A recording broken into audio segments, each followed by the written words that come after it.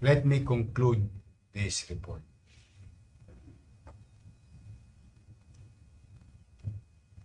Modesty aside,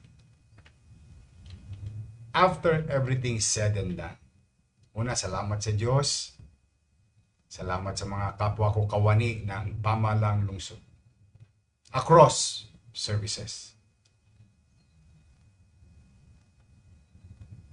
Manila finished strong in 2020. That is our modest assessment. Marami pang kulang. Marami pang obligasyon.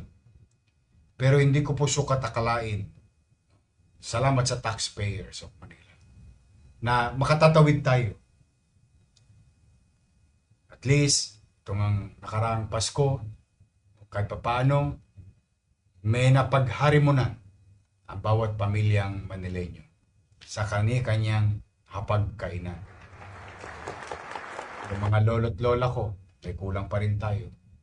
Pero lahat po yan, all these challenges, isa lang po ang punot dulo ng lahat ng itong kinaharap nating parang pelikula ni Sharon Cuneta.